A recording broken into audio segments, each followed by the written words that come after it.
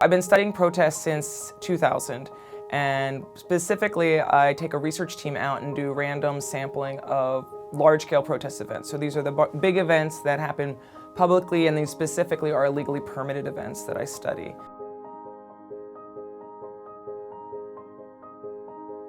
Eight of us actually ended up going into the crowd. And when we do this, what we do is we figure out where the staging area is, which is the area where people are going to assemble before they march. And it's very important to get there early because that's when people are willing to take a survey. People don't really want to take a survey while they're marching. In the end, we were able to collect a data set from 528 people from throughout the crowd. So a random sample of 528 people. It's the largest sample I've ever collected at a protest event.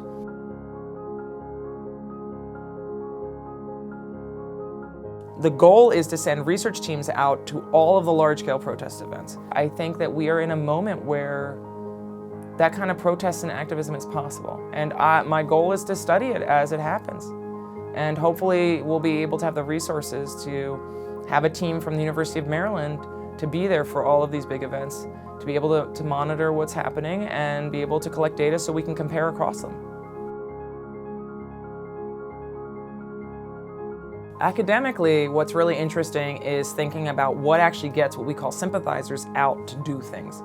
What basically gets people off their butts and out of their armchairs to engage. One of the things that my research focuses on is what does it take to get people to mobilize. It's important for us to have those kinds of data to speak to what is happening in America today, but also so that we can understand better our democracy.